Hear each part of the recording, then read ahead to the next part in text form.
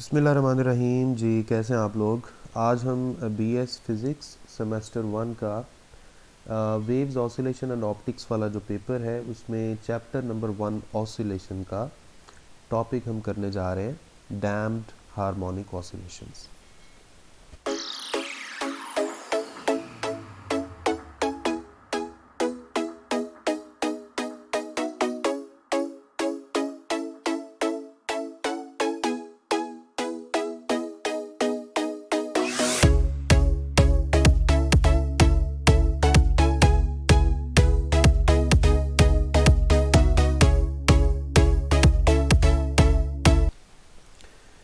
जी, सामने स्क्रीन पे आप देख सकते हैं आपका आज का टॉपिक डैम्प्ड हार्मोनिक ऑसिलेटर।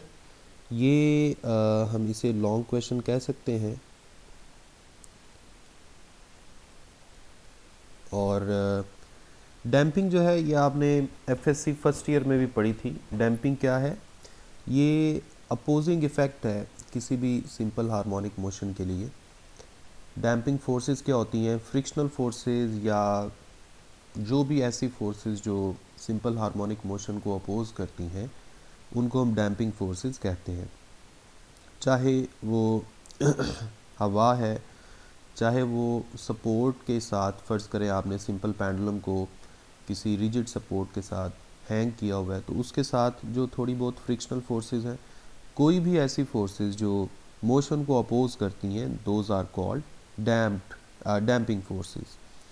और इन डैम्पिंग फोर्सेस के ज़ेर असर जो सिंपल हार्मोनिक ऑसिलेटर होता है या हार्मोनिक ऑसिलेटर होता है उसे हम बोलते हैं डैम्प्ड हार्मोनिक ऑसिलेटर।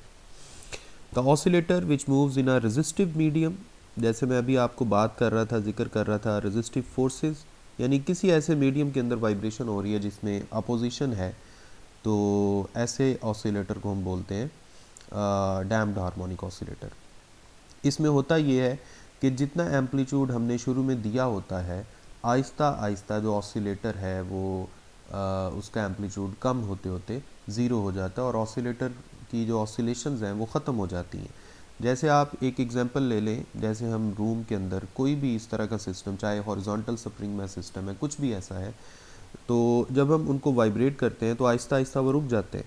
असल में ये जो आज हम पढ़ने जा रहे हैं ऑसिलेशंस, यही रियल ऑसिलेशंस हैं। इससे पहले जो हमने ऑसिलेशंस पढ़ी थी या जो हम सिंपल हार्मोनिक ऑसिलेटर जो हम पढ़ते थे, जिसमें हम ये कंसिडर करते थे कि ऑसिलेटर का जो एम्पलीट्यूड है वो हमेशा कांस्टेंट रहता है, वो असल में आइडियल केस था। तो आज जो हम केस पढ़ने जा रहे हैं that is actually real case. ठीक है, तो सबसे पहले हम इसकी इक्वेशन ऑफ मोशन बनाते हैं। फ़र्ज़ करें हमारे पास एक स्प्रिंग मैस सिस्टम है, जो सामने इस वक्त आपको एक मैस नज़र आ रहा है, और इसमें हमने कोई ऐसी अरेंजमेंट की है कि हमने इसको एक फ्लूइड है किसी कंटेनर के अंदर, उस कंटेनर के अंदर हमने इसको किसी तरीके से अटैच कर दिया है। अब जैसे जैसे हम मैस को वाइब्रेट करने की कोशिश करेंगे, उसकी वाइब्रेशन को ये वाला जो फ्लूइड है ये अपोज करेगा, और जिस फोर्स के साथ अपोज करेगा उसे हम ड्रैग फोर्स कह सकते हैं, उसे हम डैम्पिंग फोर्स कह सकते हैं। और एक बात याद रखें, जो डैम्पिंग फोर्स है ये भी वेलोसिटी के ऑपोजिट होती है, यानी डायरेक्शन ऑफ मोशन के ऑपोजिट होती है। इसको हम b इंटू वी से जाहिर कर सकते हैं। हमने इससे पहले मैकेनिक्स में ड्रैग फोर्स भी इसी तरीके से लिखी थी। नेगेटिव साइन शो करता है कि ये वेलोसिटी के अपोजिट है, b जो है ये कांस्टेंट है और v जो है ये ऑब्जेक्ट की वेलोसिटी है। इसी तरह यहाँ पर टोटल फिर दो फोर्सेस हैं जो मोशन को जो मोशन में इन्वॉल्व है। एक तो है spring force F R, restoring force minus के एक्स, जो हमने पहले भी पढ़ी हुई है, और एक ये वाली फोर्स है डैम्पिंग फोर्स। अब जाहिर बात है, अब आप इन दोनों मोशंस को, इन दोनों फोर्सेस को कंसिडर करेंगे तो जो नेट फोर्स है जो स्प्रिंग मैस सिस्टम के ऊपर लग रही है वो हो जाएगी इन दोनों का सम। और फिर आप क्या करेंगे, न्यूटन सेकंड लॉ अप्लाई करेंगे। न्यूटन सेकंड लॉ जब आप अप्लाई करेंगे तो यहाँ नेट फोर्स के साथ इसकी जगह आप क्या लिख सकते हैं, एम ए, और उसी ए को यहाँ पर लिखा गया है second derivative of displacement with respect to time. अब किया क्या कि मैस को दूसरी तरफ डिवाइड कर दिया, जब मैथ्स डिवाइड होगा तो वो दोनों के साथ डिवाइड होगा, b के साथ भी डिवाइड हुआ, k के साथ भी डिवाइड हुआ, फिर कुछ इस तरह की अरेंजमेंट आ गई, d2x divided by dt square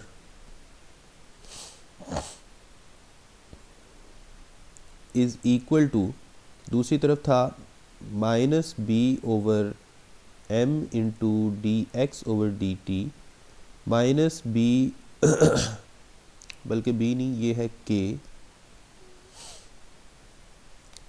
minus k over m into x equal to, sorry ये दोनों टर्म्स इस तरफ ले आएंगे और फिर दूसरी तरफ ज़ीरो आ जाएगा और आपके पास बिल्कुल यही इक्वेशन बन जाएगी जो सामने इस वक्त आपको नज़र आ रही है, ये वाली। इसके बाद हमने इसका सलूशन निकालना है। ये जो अब हमारे पास इक्वेशन आई है ये थोड़ी सेकंड ऑर्डर इक्वेशन है और सेकंड ऑर्डर इक्वेशन को सॉल्व करने के लिए हम कुछ ऐसा करते हैं। फ़र्ज़ करें कि हमने क्या किया, हमने कुछ कांस्टेंट फ़र्ज़ कर लिए, b ओवर m की जगह हम 2 बीटा लिख देते हैं, यानी b ओवर m की जगह हमने लिख दिया 2 बीटा और k ओवर m की जगह हम लिख देंगे ओमेगा स्क्वायर। तो ये वैसे ही हमने सपोजिशन की है अपनी डेरिवेशन को थोड़ा सिंपलेस्ट फॉर्म में लिखने के लिए। अब आपके पास इक्वेशन ऑफ मोशन जो है उसकी ये वाली शक्ल बन गई। अब इस सेकंड ऑर्डर डिफरेंशियल इक्वेशन को सॉल्व करने के लिए हम फ़र्ज़ करते हैं कि इसका सलूशन है ये, a कांस्टेंट है e की पावर म्यू t, तो ये हमने सलूशन फ़र्ज़ कर लिया। अब ज़ाहिर बात है अगर ये इसका सलूशन है तो अगर आप x की जगह ये पुट करेंगे, यानी x की जगह ये वैल्यू पुट करेंगे तो ये जो इक्वेशन है ये सेटिस्फाई होनी चाहिए। तो आपने इसकी जगह ये पुट कर दिया, x की जगह आपने a e की पावर म्यू t पुट कर दिया। अब यहाँ पे सिंगल डेरिवेटिव लिया आपने, यहाँ पे सिंगल डेरिवेटिव लिया with respect to time, a तो वैसे ही कांस्टेंट था वो वैसे ही आ गया, e की पावर म्यू t भी वैसे का वैसे, और फर्दर डेरिवेटिव में म्यू यहाँ पर आ जाएगा। इसी तरह यहाँ डबल डेरिवेटिव लिया जा रहा है तो यहाँ म्यू जो है वो 2 दफ़ा आएगा, तो इस तरह से म्यू का स्क्वायर बन जाएगा। आपके पास फिर जो क्वाड्रेटिक इक्वेशन एक सामने नज़र आ रही है वो ये है, mu square plus 2 beta mu plus omega square is equal to 0। अब यहाँ हम क्वाड्रेटिक इक्वेशन का वो जो सलूशन का फॉर्मूला है वो हम यूज़ करके इसके 2 सलूशन ये बना सकते हैं, ठीक है, ठीक हो गया। तो ये इसके ये 2 सलूशन आ गए। अब यहाँ पे एक छोटी सी बात हम ये ऐड कर रहे हैं कि जो ऑसिलेशंस हैं वो एक ही सूरत में पॉसिबल हैं। देखें अभी मैंने आपको ये बताया था कि यहाँ पर एक डैम्पिंग फोर्स है जो वेलोसिटी के अपोजिट है।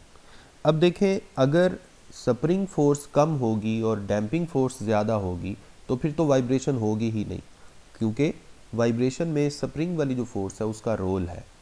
तो इसलिए जो डैम्पिंग फोर्स है वो कम होनी चाहिए as compare to spring force, या आप ये समझ लें कि स्प्रिंग फोर्स ज़्यादा होनी चाहिए as compare to damping force.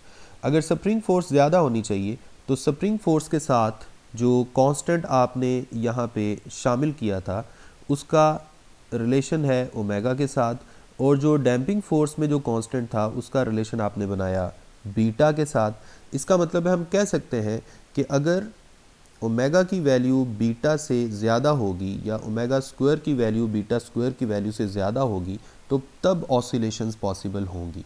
यही बात हम यहाँ पर ऐड करने लगे हैं, यानी omega square must be greater than beta square so that oscillation takes place. अगर ओमेगा स्क्वायर बीटा स्क्वायर से ज़्यादा है तो यहाँ पर ये वाली जो टर्म आपको नज़र आ रही है इसको हम थोड़ा सा रीअरेंज करके लिख सकते हैं। नेगेटिव साइन आप बाहर ले आए, फिर अंदर जो ओमेगा स्क्वायर है ये पॉजिटिव हो जाएगा, उसको पहले लिख लिया, और बीटा स्क्वायर नेगेटिव हो जाएगा उसे बाद में लिख लिया। फिर -1 का स्क्वायर रूट क्या होता है, आयोटा, और बाकी अंदर वैसे का वैसा। और इस तरह से हमारे पास आयोटा इंटू ओमेगा प्राइम हमने यहाँ पर लिख दिया। असल में ये जो स्क्वायर रूट के अंदर omega square minus beta square है उसे हमने ओमेगा प्राइम का नाम दे दिया है। तो इस तरह से ये जो दो सोल्यूशन आए थे μ1 और μ2 का, इसको हम लिख सकते हैं minus beta plus iota omega prime, इसी तरह minus beta minus iota omega prime. तो आपके पास ये दो सोल्यूशन आ जाएंगे। ठीक हो गया। तो अब जो टोटल जो फाइनल सॉल्यूशन है वो इन दोनों का सम होना चाहिए। क्वाड्रेटिक इक्वेशन को सेकंड ऑर्डर डिफरेंशियल इक्वेशन को सॉल्व करने का यही तरीका है। तो इन दोनों को फिर हम ऐड कर देंगे, इन दोनों को फिर हम ऐड कर देंगे।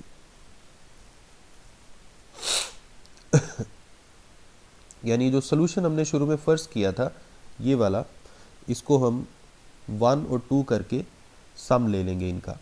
आपके पास फिर बन जाएगा ये, यहाँ पे A1 आ गया और म्यू के साथ μ1 आ गया, इधर A2 आ गया, म्यू के साथ μ2 आ गया।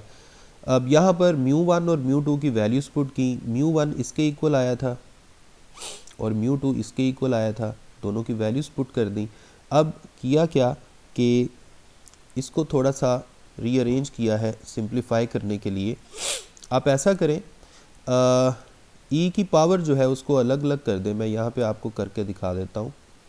A1 यहाँ बन जाएगा ई की पावर माइनस बीटा इंटू ई की power iota omega prime T, इसी तरह प्लस A2 और ये बन जाएगा ई की पावर माइनस बीटा इंटू ई की power minus iota omega prime T. अब आप यहाँ से ई की पावर माइनस बीटा टी, इसको आप कॉमन निकाल सकते हैं। बीटा टी को हमने अलग कर दिया, सारी बात है ये मल्टीप्लाई हो रहा था तो बीटा के साथ टी भी आएगा, इधर भी टी आएगा, इधर भी टी आएगा। ई की पावर माइनस बीटा टी को हमने कॉमन कर लिया, ई की power minus beta t common आ गया, ब्रैकेट के अंदर आ जाएगा A1 ई की power iota omega prime t plus A2 e की power minus iota omega prime t. तो सेम यही चीज़ है जो यहाँ पे आपको लिखी हुई नज़र आ रही है। उसके बाद हमने क्या किया, उसके बाद हम जानते हैं एक फॉर्मूला जिसमें हम लिखते हैं ई की पावर आयोटा थीटा किसके इक्वल है, cos theta plus iota sine theta. इसी तरह ई की पावर माइनस आयोटा थीटा किसके इक्वल होता है, cos theta minus iota sine theta. तो सेम यही जो फॉर्मूला है ये हम यूज़ करके यहाँ ये लिख सकते हैं। ठीक है, थीटा की जगह क्या लिखा हुआ है, ओमेगा प्राइम टी। इसी तरह यहाँ भी हम लिख सकते हैं माइनस में cos omega prime t minus iota sine omega prime T. Same वही फॉर्मूला, ये वाला फॉर्मूला यूज़ किया गया है। ठीक है, तो आपके पास यहाँ तक हम पहुँच गए, हम पहुँच गए जी यहाँ तक। उसके बाद आप क्या कर सकते हैं, आप यहाँ से ऐसा करता हूँ, मैं इसका एक स्टेप कर देता हूँ।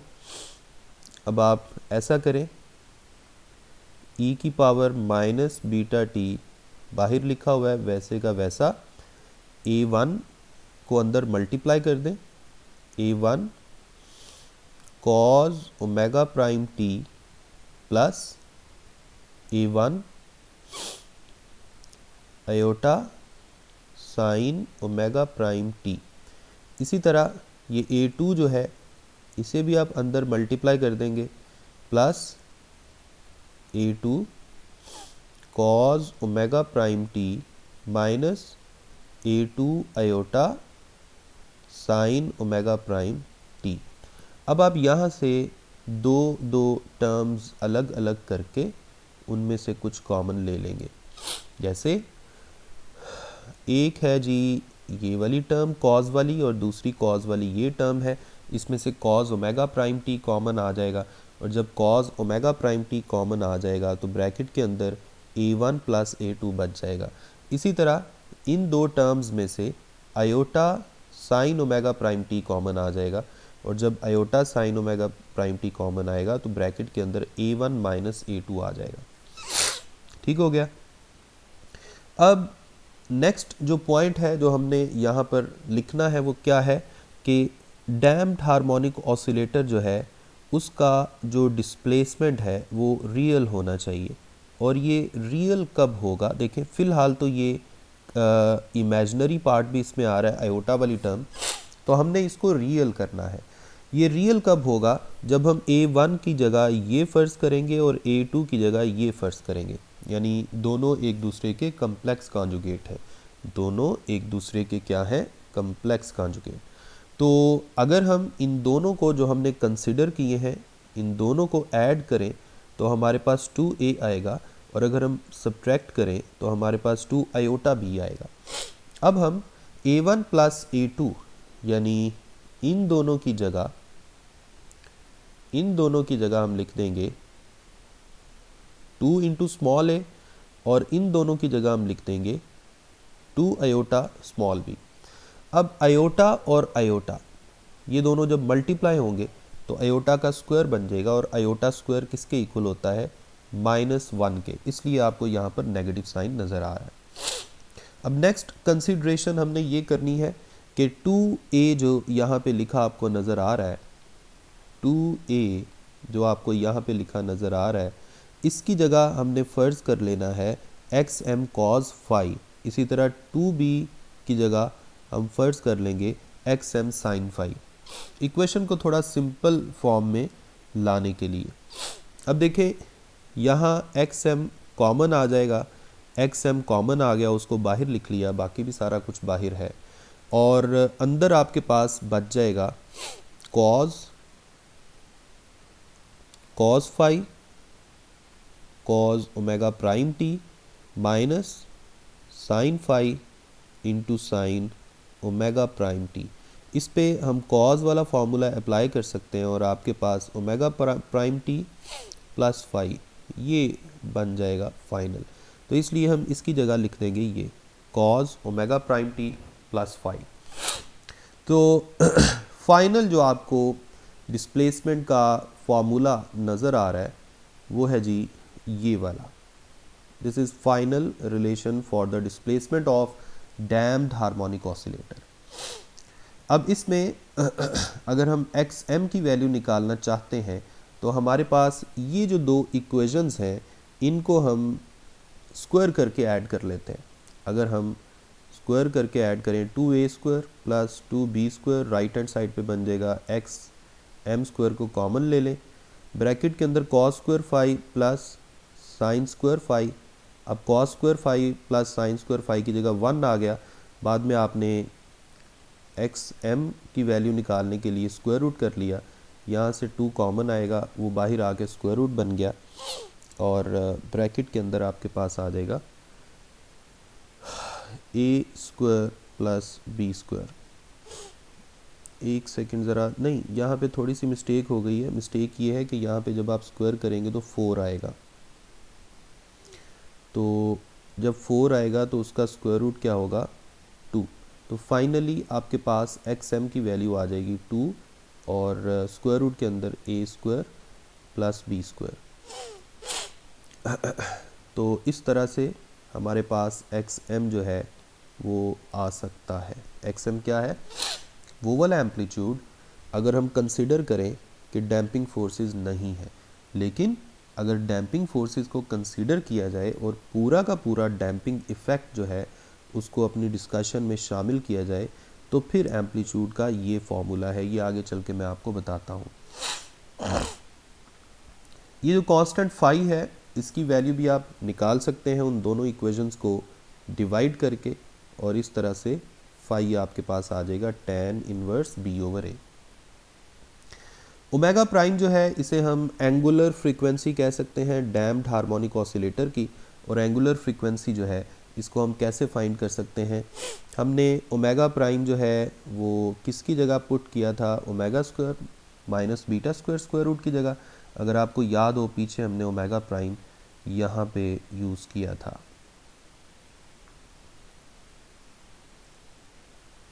ये जो आप इस वक्त जूम करके दिखा देता हूँ, ये हमने omega square minus beta square की जगह, स्क्वायर रूट की जगह ओमेगा प्राइम पुट किया था, उसको हम दोबारा से देख रहे हैं और वो हमारे पास ये आ गया है। अब ओमेगा स्क्वायर जो है ये शुरू में हमने किसकी जगह लिखा था, के ओवर एम की जगह, और बीटा स्क्वायर किसकी जगह लिखा था, बी ओवर 2m की जगह। या अगर आपको याद हो तो हमने 2 बीटा लिखा था किसकी जगह, बी ओवर एम की जगह। तो जब आप इसका बीटा फाइंड करेंगे तो बनेगा बी ओवर 2m, और जब आप स्क्वायर करेंगे तो इस तरह स्क्वायर हो जाएगा, इसलिए हमने इसको ऐसे पुट किया है। तो ये आपके पास ओमेगा प्राइम आ गया। इसी तरह displacement of damped harmonic oscillator जो है उसका ये सारे का सारा जो फार्मूला है इसे हम बोलेंगे displacement of damped harmonic oscillator. अगर हम इस फार्मूला के मुताबिक टाइम की मुख्तलिफ वैल्यूज़ को एक्स एक्सिस पर लें, टाइम की मुख्तलिफ वैल्यूज़ को एक्स एक्सिस पे लें और डिस्प्लेसमेंट की वैल्यूज़ को वाई एक्सिस पे लें, तो हमारे पास जो ये ग्राफ आता है कुछ ऐसा आता है, जो जिसमें हम देख सकते हैं कि जो एम्पलीट्यूड है आहिस्ता आहिस्ता, शुरू में एम्पलीट्यूड इतना था, उसके बाद एम्पलीट्यूड मुसलसल कम होता जा रहा है, और कम होते होते एम्पलीट्यूड देखें एंड पे जाके यहाँ आके ज़ीरो हो जाएगा। और एम्पलीट्यूड की वैल्यू ज़ीरो होने का मतलब ये है कि जो सिस्टम है उसने वाइब्रेट करना बंद कर दिया। Features of damped harmonic oscillation, सबसे पहले फ्रीक्वेंसी ऑफ ऑसिलेशन, ये हम अभी थोड़ी देर पहले निकाल चुके हैं। The frequency of damped harmonic oscillator omega prime is smaller than the frequency of undamped oscillations when resistive medium is present. किस तरह से ये स्मॉलर है, आप देखें ओमेगा जो अनडैम्प्ड ऑसिलेशन में जो एंगुलर फ्रीक्वेंसी होती है वो होती है ये, लेकिन यहाँ ओमेगा प्राइम निकालने के लिए कुछ चीज़ें माइनस करनी पड़ रही हैं, और जब आप कुछ माइनस करते हैं तो आंसर छोटा हो जाता है। यानी हम कह सकते हैं कि omega prime is less than omega. फिर आगे वो ये भी एक कंसिड्रेशन कर रहा है कि फ़र्ज़ करें डैम्पिंग फोर्सेस नहीं है, यानी ये कांस्टेंट ज़ीरो है, तो जो डैम्पिंग फोर्स है वो ज़ीरो हो जाएगी। और डैम्पिंग फोर्स ज़ीरो होने का मतलब है कि अगर आप ओमेगा प्राइम की वैल्यू में पुट करना चाहें बी की जगह ज़ीरो, तो सेकंड टर्म ज़ीरो हो जाएगी, और इस तरह से ओमेगा प्राइम जो है ये ओमेगा की इक्वल आ जाएगा। ओमेगा प्राइम क्या है, डैम्पिंग मीडियम के होते हुए एंगुलर फ्रीक्वेंसी, और ओमेगा क्या है, डैम्पिंग मीडियम के ना होते हुए एंगुलर फ्रीक्वेंसी। लेकिन इस वक्त ये दोनों बराबर हो गई हैं, और बराबर क्यों हुई हैं, क्योंकि हमने फ़र्ज़ किया था कि डैम्पिंग फोर्स एग्जिस्ट नहीं कर रही। एम्पलीट्यूड ऑफ ऑसिलेशन, जैसे मैंने आपको शुरू में बताया था कि यहाँ पे जो डिस्प्लेसमेंट का इक्वेशन आई है डिस्प्लेसमेंट की, उसमें ये वाली जो टर्म है इसे हम एम्पलीट्यूड ऑफ ऑसिलेशन कह सकते हैं। और हमें यहाँ पे नज़र भी आ रहा है कि ये जो एम्पलीट्यूड है ये एक्सपोनेंशियली डिक्रीज़ कर रहा है विद रिस्पेक्ट टू टाइम, क्योंकि ई की पावर माइनस में है। तो जैसे जैसे टाइम बढ़ता जाएगा एक्सपोनेंटली ये डिक्रीज़ करता जाएगा। और अगर हम दोबारा यहाँ वही बात है कि अगर हम रेजिस्टिव मीडियम जो है उसको एब्सेंट कंसिडर करें, यानी बी की वैल्यू ज़ीरो ले लें, तो फिर जारी बात है ये बन जाएगा एक्स एम ई की पावर माइनस ज़ीरो, या एक्स एम ई की पावर ज़ीरो, या एक्स एम ई की पावर ज़ीरो 1 हो जाएगी। तो इस तरह से आपके पास जो एम्पलीट्यूड है वो कांस्टेंट रहेगा, लेकिन फ़िलहाल डैम्पिंग फोर्स के होते हुए एम्पलीट्यूड एक्सपोनेंशियली डिक्रीज़ कर रहा है। Mean life time of oscillations, mean life time of oscillation जो है इसकी डेफिनेशन आप याद रख लीजिए, the time interval in which amplitude of damped harmonic oscillator drops to 1 over e times its initial value, यानी एक्स नॉड का 1 over e times जो है वो ड्रॉप हो जाए। जितने टाइम में ड्रॉप होगा उसे हम मीन लाइफ टाइम बोलेंगे।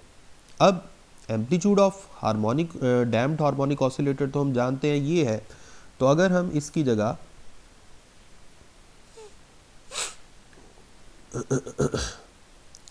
माइनस बी टी की जगह अगर हम टॉप पुट कर दें, मीन लाइफ टाइम का जो सिंबल है, तो इसका मतलब है अब एम्पलीट्यूड कितना हो चुका है, इनिशियल एम्पलीट्यूड का कितने गुना, 1/e टाइम्स।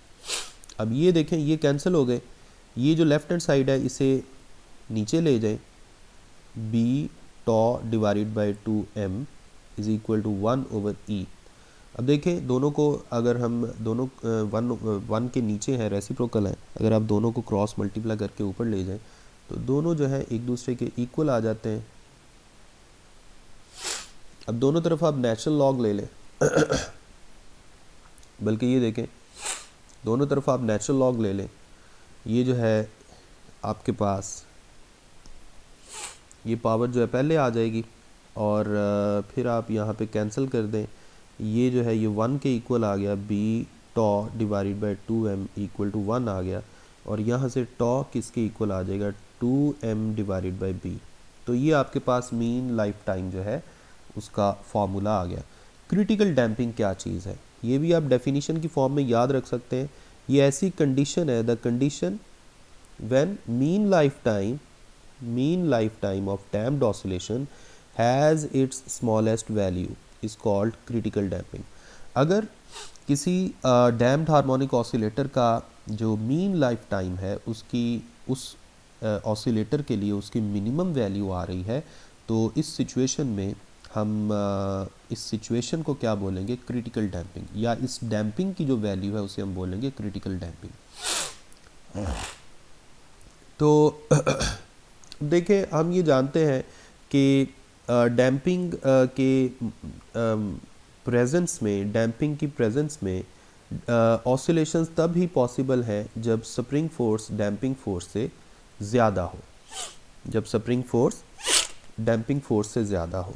तो ज़्यादा हो या इक्वल हो फिर भी हम इस कंडीशन को कंसीडर कर सकते हैं। तो इसको अगर हम सॉल्व करें, ओमेगा स्क्वायर की जगह k/m आ गया, और यहाँ से नीचे वाला 1m इससे कैंसिल हो गया, और b स्क्वायर जो है ये आ जाएगा k ग्रेटर और equal to b square divided by 4m, और इस तरह से 4m इस तरफ ले आए, 4km ग्रेटर और इक्वल टू b स्क्वायर, या 2 इंटू स्क्वायर रूट लेने पे 2km ग्रेटर और equal to b, 2 into km का स्क्वायर रूट। तो ये थोड़ा सा मुझे लगता है कि ये थोड़ा सा इन्होंने मिस्टेक कर दी है, इस सिंबल को उल्टाना पड़ेगा। ओमेगा प्राइम किसके इक्वल है जी, अब देखें b की वैल्यू जो है या तो इसके इक्वल हो सकती है या इससे कम हो सकती है, सही है। अगर b की वैल्यू इस वैल्यू से ज़्यादा होगी फिर तो जो ऑसिलेशंस है वो पॉसिबल ही नहीं है, क्योंकि फिर जो डैम्पिंग फोर्स है वो ज़्यादा हो जाएगी as compare to spring force, और फिर ऑसिलेशन हो नहीं सकेंगी। तो अगर हम कंसिडर करें कि हम b की ज़्यादा से ज़्यादा वैल्यू ले लेते हैं, b की ज़्यादा से ज़्यादा वैल्यू ले लेते हैं, तो b की ज़्यादा से ज़्यादा पॉसिबल वैल्यू क्या है, इसके इक्वल, और इसके इक्वल अगर हम b की वैल्यू पुट करें, ओमेगा प्राइम किसके इक्वल था, हम जानते हैं ओमेगा प्राइम इक्वल था omega square minus beta square, इसके इक्वल था ना, और बीटा किसके इक्वल था, ओमेगा स्क्वायर तो इक्वल था k/m के, और बीटा स्क्वायर किसके इक्वल था, अभी अभी हम ऊपर करके आए हैं, b/2m, b/2m ये बन जाएगा b/2m,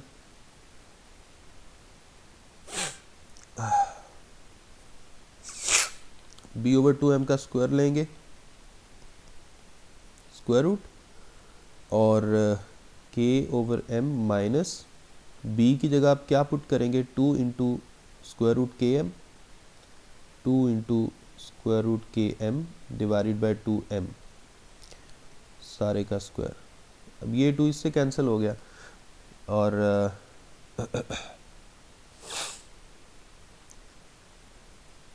जब आप स्क्वायर सॉल्व करेंगे तो ऊपर वाला स्क्वायर रूट ख़त्म हो जाएगा,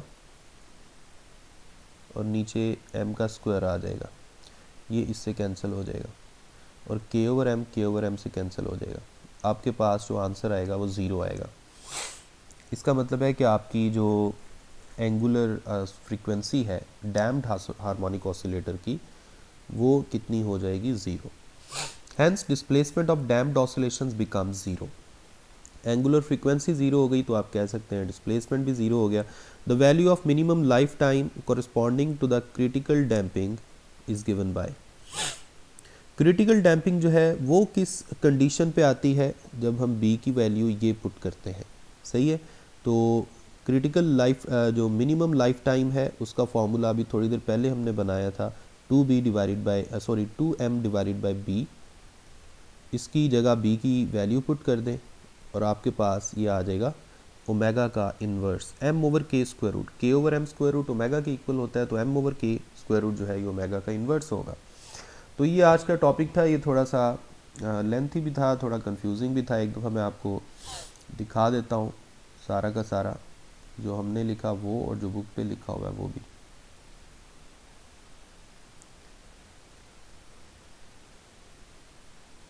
ठीक है जी, ये था आपका आज का लेक्चर। जी मैं उम्मीद करता हूँ कि आपको इसकी ठीक से समझ आ गई होगी। नेक्स्ट लेक्चर तक अपना ख्याल रखें। नेक्स्ट इंशाल्लाह हम चैप्टर नंबर 2 वेव्स वाला शुरू करेंगे। मुझे अपनी दुआ में याद रखें। अल्लाह हाफिज़।